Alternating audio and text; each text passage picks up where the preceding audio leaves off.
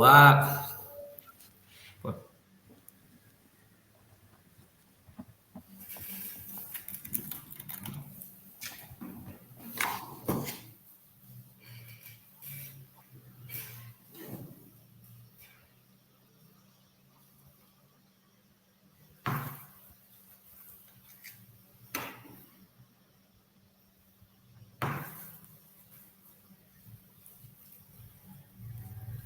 Bom dia a todos que nos seguem nesse momento. É um prazer estar aqui nesse dia de hoje para tratarmos de um tema tão relevante, também envolvendo a reforma tributária. Mais uma vez aqui vemos o quanto a reforma impacta em vários setores e em várias esferas. Então não poderíamos deixar de falar sobre esse tema também tão relevante, que é os impactos que a reforma trará sobre o mercado imobiliário como um todo e como isso reflete a vida dos cidadãos de alguma maneira. Dessa forma, a gente pretende aí trazer um pouquinho do como o cenário era atualmente e hoje e o que vai mudar com essa reforma, né? Os setores impactados, alíquotas, carga tributária e tudo mais. Então, neste primeiro momento, gostaria de chamar aqui minha colega de trabalho, a Ana Beatriz Sampaio, para poder trazer um pouquinho do cenário de hoje, né? Como que é essa carga, como ela se desdobra no mercado imobiliário, tratando aí sobre compra e venda de imóveis, as locações e tudo mais. Bom dia, pessoal. Bom dia, Léo. Bom, atualmente a gente vai dividir essa demonstração entre pessoa física e pessoa jurídica. A tributação da venda de imóveis e da locação da pessoa física, necessariamente da compra de venda, é realizada através do GCAP, do ganho de capital, onde é realizada um cômputo entre o valor da venda do imóvel e o valor da compra, e sobre esse valor do ganho de capital é feita a tributação do imposto de renda, onde vai ter uma alíquota de 15% a 22,5%, a depender do valor realmente desse ganho de capital.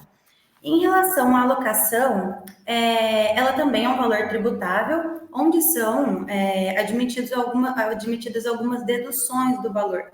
Então, valores, por exemplo, pagos a título de IPTU ou também de condomínio são dedutíveis da base de cálculo dessa locação e vai ter uma alíquota entre 7,5% a 27,5%, a depender da tabela do imposto de renda realmente. Em relação à pessoa jurídica, a tributação é um pouco diferente. Em primeiro lugar, em relação à opção contábil da empresa. Então, se a gente vai falar de uma empresa que é optante pelo lucro presumido, a base de cálculo realmente vai ser presumida, a depender da atividade, e se for do lucro real, realmente segue o mesmo sentido do nome. A gente vai fazer um cálculo real do que entrou menos do que saiu. Nesse sentido, quando a gente vai falar de uma holding, por exemplo, não vai incidir só o imposto de renda, mas também vai incidir a contribuição social sobre o lucro líquido, PIS e COFINS, que terão, em conjunto, mais ou menos uma alíquota de 6,73%. Quanto à locação, a gente fala de uma alíquota de 14%. Tudo isso no cenário atual. Perfeito. Então a gente percebe aí que a tributação se desdobra, né, na atividade imobiliária, de um lado, pessoa física, né, com a sua compra e venda de bens, ou locação de imóveis no investimento patrimonial, e por outro lado, numa pessoa jurídica também com objeto social de investimento, administração de bens próprios, que são também chamadas as holdings patrimoniais. No cenário da pessoa física, então, a sistemática principal seria o ganho de capital, né, da diferença entre a compra e a venda, e a renda imobiliária através das locações, que obedece à regra padrão do imposto de renda de alíquotas até 27,5%.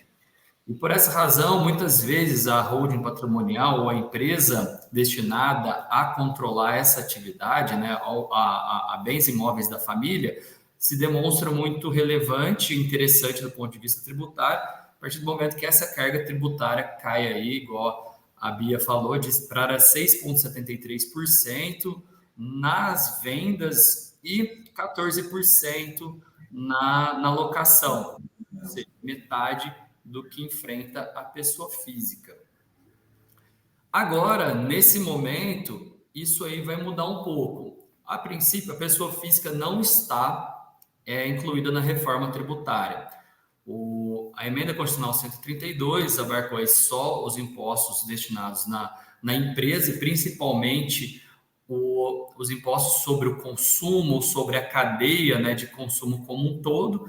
Hoje se divide entre ICMS, ISS, PIS, COFINS e IPI, que seriam substituídos de maneira geral por dois grandes tributos, que seriam o IBS, né, o Imposto sobre Bens e Serviços, e a CBS, Contribuições sobre Bens e Serviços, no chamado IVA Dual, né, no Imposto de Valor Agregado desses dois grandes tributos. O IBS substitui ICMS e ISS e a CBS substitui principalmente PIS e COFINS. Adicionalmente, haverá um outro imposto chamado Imposto do Pecado, né, um imposto seletivo, sobre tudo aquilo que pode fazer mal à saúde das pessoas ou tem um trato com o meio ambiente, né, um impacto ao meio ambiente. Por exemplo, bebidas alcoólicas, alimentos ultraprocessados, que é até um objeto de discussão, e entre outros, né, defensivos agrícolas, e por aí vai. Então, nesse primeiro momento, a reforma, como ela se destina a trazer contribuições ou tributos sobre a cadeia, né, de produção, e não só de produção, como também de serviços, as empresas do ramo imobiliário como um todo também serão impactadas. Em que medida? O aluguel, a princípio, não incide ISS. Ele é tratado de uma outra maneira, como um faturamento, né? Como um resultado de um bem, né? Naquele locupletamento pela empresa ou pela pessoa física. E esse aluguel ele passa a ser tratado como serviço na incidência dos dois tributos. Então, a locação passa a ter um imposto maior aí com a reforma tributária. E a compra e venda, conforme a Bia disse, que hoje é uma carga de 6,73% sobre o valor de venda e não sobre a diferença, que é diferente da pessoa física, ele passa a ter uma alíquota aí majorada. A reforma tributária tem como plano de fundo uma alíquota única para todos os bens e serviços, para que não haja discrepâncias entre estados, fomenta a guerra fiscal e tudo mais. Então, o governo, a princípio, tinha fixado em 26,5%, hoje já se fala 27,5%, 27,9%. Mas, a princípio, trataria-se uma alíquota única para IBS e CBS de 26,5%. Dessa maneira, a locação, a compra e venda, ela passaria a ser tributada por esses 26,5%, né? Então, a gente observaria um valor bem superior. Só que mudaria o cálculo, né? O cálculo seria alterado para que, ao invés de eu incidir a carga como um todo sobre o valor de venda do imóvel, eu passo a considerar a diferença entre o valor de venda e o valor de compra.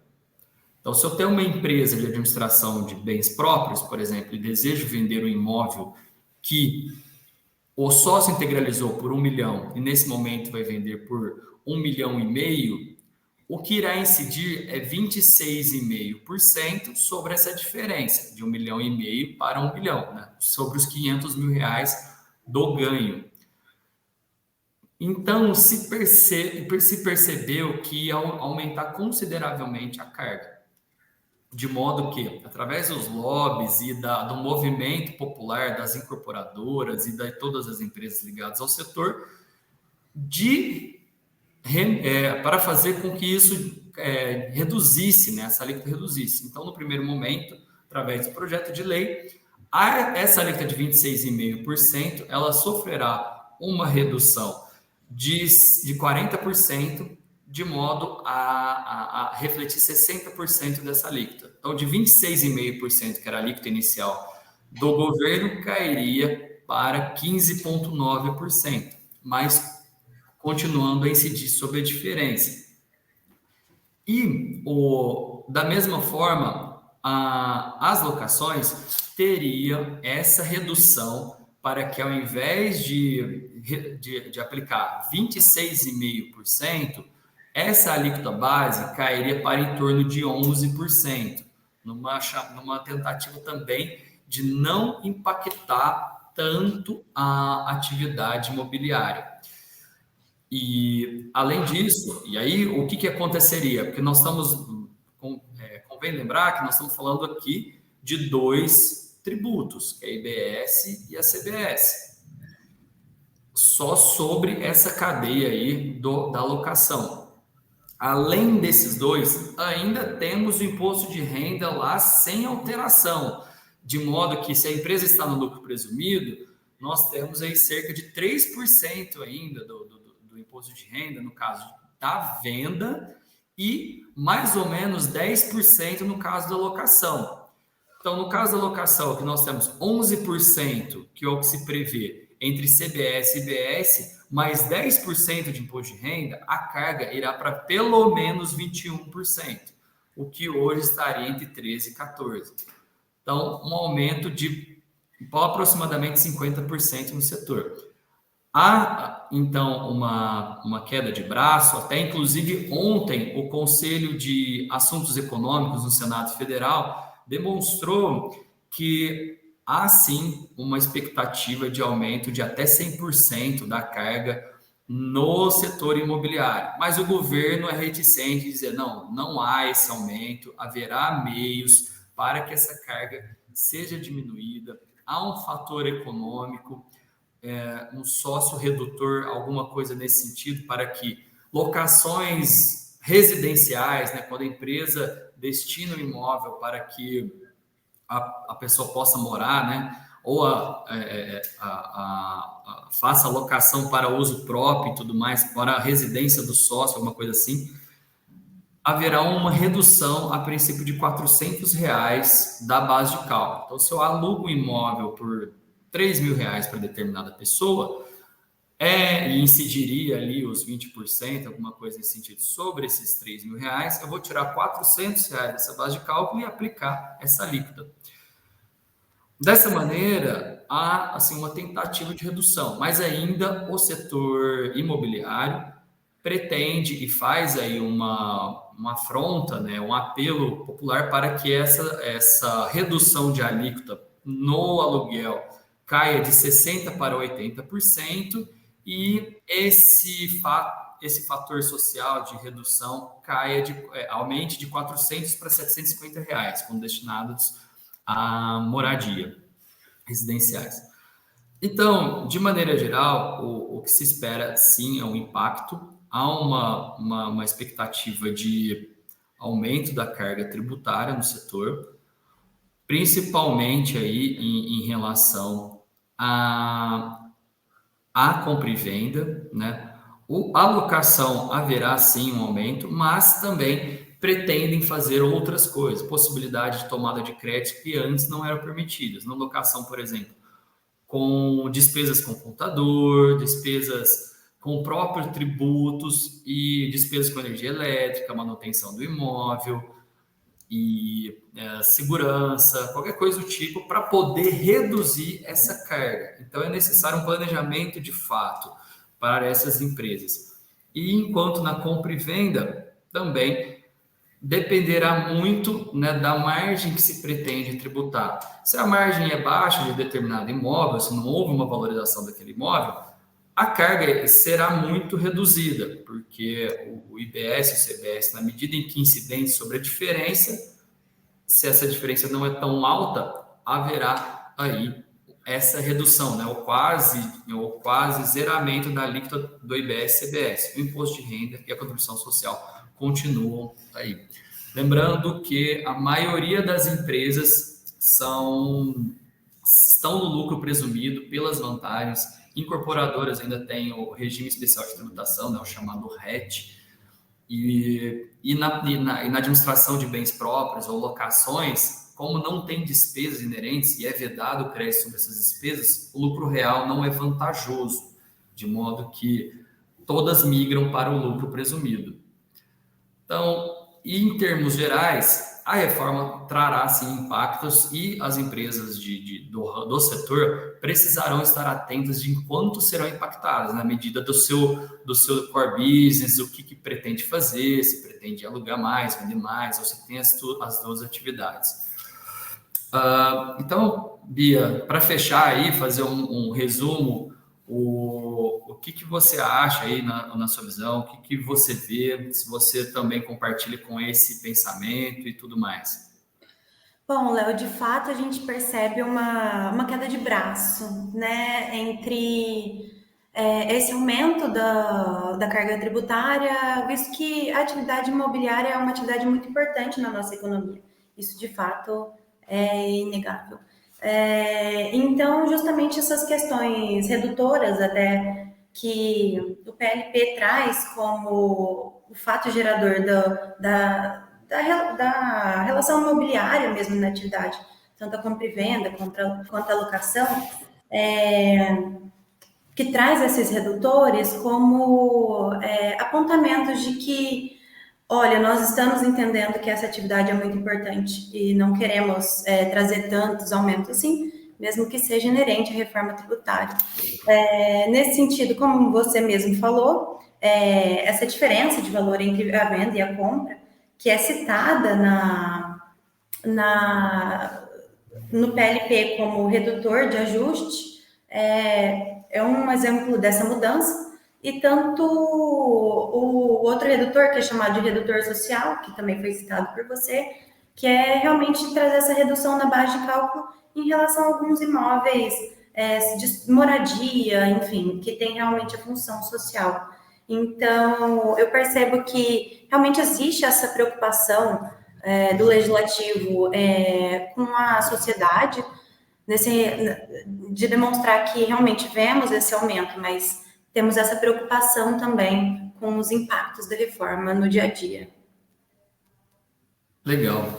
Então, passando aqui até para as perguntas, temos aqui a primeira efetuada pela Júlia. Se haverá impacto para as incorporadoras, né? De maneira geral, nós falamos aqui um pouco mais sobre empresas de administração de bens próprios, né? Nesse sentido de atividade, compra e venda de bens. Então, é legal falar, sim, sobre as incorporadoras, porque hoje as incorporadoras estão, na sua maioria, ou têm um regime especial de tributação ou entram no lucro presumido, né? Nas construtoras e tudo mais, justamente pela diminuição das despesas, enfim. Com a reforma, para não ter tanto impacto, né, já que eu vou aumentar a alíquota para 26,5% ou 15,9% com a redução na compra e venda e 10,9% na redução das locações, mas a incorporadora ali que está na faixa de 16% será grandemente afetada. E é isso que também vem se falando junto ao governo. E o que vai acontecer? O que o governo promete, ou a reforma também promete? Haver um fator de redução social também, na compra e venda, principalmente em programas do Minha Casa Minha Vida, para que haja até um zeramento dessa alíquota, uma promessa aí de redução da base de cálculo em R$100 mil, para que imóveis de menor valor recebam ou diminuam, né, essa diferença em R$100 mil, de modo a cair consideravelmente a carga tributária, para que eu consiga fazer uma progressão da tributação, então, de modo que quem tenha mais diferença ou imóveis de maior valor agregado pague mais do que as pessoas que comprem a imóveis, né, de valor mais baixo ou em programas de Minha Casa Minha Vida. E há uma previsão que as empresas aí destinadas à construção civil possam tomar outros créditos que hoje não poderiam, de materiais de construção, no canteiro de obras empregadas aí na construção da determinada construção civil, também como um fator aí de redução da carga final. Porque se eu tomo crédito na minha aquisição de bens e serviços, minha carga final minha carga final será diminuída, né? Então, isso o que a gente vê aí nas incorporadoras. A princípio, sim, haverá um aumento de carga tributária na compra e venda, na nossa visão, mas será caso a caso, na medida em que busque mais os créditos, a operação seja bem regularizada, a fim da tomada de crédito aí, seja com prestadores de serviços, que a gente sabe que também na construção civil, muitas vezes a informalidade dos prestadores de serviço é muito alta, em pedreiros, construtores, etc. Então, isso vai passar a mudar, porque a incorporadora, né, a construtora, precisará de mais créditos para diminuir sua carga final. Certo. E tem uma pergunta aqui, de que forma isso vai afetar os loteadores? Bom, os loteadores, às vezes da mesma forma que a construção civil, os loteadores hoje, em sua grande maioria também, se concentram no lucro presumido, já que a venda tem uma carga tributária final de 6,73% entre imposto de renda, contribuição social, PIS e COFINS. Esses loteadores, eles continuarão pagando cerca de 3% sobre o faturamento, a título de imposto de renda e contribuição social, e o PIS e COFINS, né, passam a ser tributados por IBS e CBS de 26,5%, com a redução 15,9%. Então, eu saio de uma carga de 3,65% para 15%. Eu vou aumentar 12% da minha carga tributária? A princípio vai. Nossa, isso é um absurdo. E é isso que vem gerando esse conflito com o governo ou frente ao Senado para poder alterar isso na lei final. Perdão. Mas os loteadores poderão ter o cômputo do custo para reduzir esses 15,9%. O que seria isso? Eu comprei o terreno para fazer um loteamento. Esse valor de terreno ele vai ser computado na diferença. Haverá um cálculo para isso no valor final de venda desse loteador. Mas eu comprei o terreno, eu tenho essa dedução. Eu fiz o projeto, eu tenho a redução. Eu fiz, né, as atividades para fazer o loteamento, na terraplanagem e outras ações, asfalto, colocar postes, energia elétrica, etc. Eu vou deixar o loteamento pronto e a venda de lote. Tudo isso vai ser computado como custo, né, a ser deduzido na hora da venda. Porque quando eu for vender meu lote, né, loteador, eu vou ter um preço final por lote e uma dedução geral dos custos que eu incorri para deixar aqueles lotes disponíveis para venda. De maneira que esses 15,9% incida sobre essa diferença. Então, se eu tenho um custo geral do loteamento de 30 milhões de reais e eu tenho 10 lotes de 4 milhões de reais cada, vamos supor, eu tenho 40 milhões versus 30 milhões e eu vou ter 15,9 sobre 10 milhões. E essa vai refletir minha carga tributária final. Então, as loteadoras, assim como as incorporadoras consultoras, precisarão observar muito esse cálculo ou os créditos a serem tomados em toda a atividade.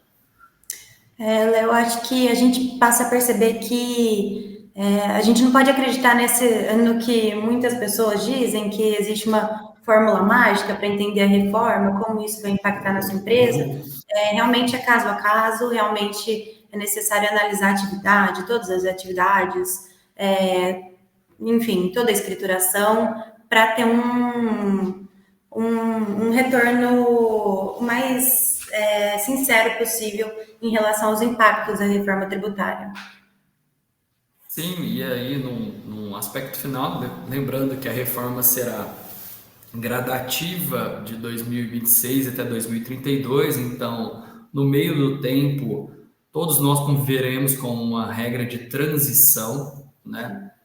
Então podendo ter impactos sobre as duas regras, e aí as empresas, durante essa fase de transição terão que se organizar, terão que pensar justamente em quais serão os principais impactos e onde conseguir minimizá-los, né? Então, essa vai ser a grande questão dessa reforma. Uma vez que a emenda já passou, né? A Constituição já foi emendada, o projeto de lei está aí, está posto, já foi aprovado na Câmara dos Deputados e agora está no Senado. Então, o que temos de reforma é isso. Então, o que a gente precisa fazer nesse momento é antecipar os efeitos para se programar durante essa fase de transição, para que chegue lá no final eu já tenha tudo bem organizado, né, dentro da minha empresa. Exatamente. Então, eu gostaria de agradecer, obrigado, Bia, pela participação, Obrigada. agradecer a todos os presentes que puderam assistir ao vivo e a todos que, porventura, assistirão em casa, aí, no conforto, e que nos siga nas redes sociais, compartilhe nosso vídeo, eventuais dúvidas, poste lá nos nossos canais, LinkedIn, Instagram, no próprio YouTube, e nos acompanhe para mais vídeos como esse. Obrigado, pessoal. Tchau, tchau. Muito obrigada.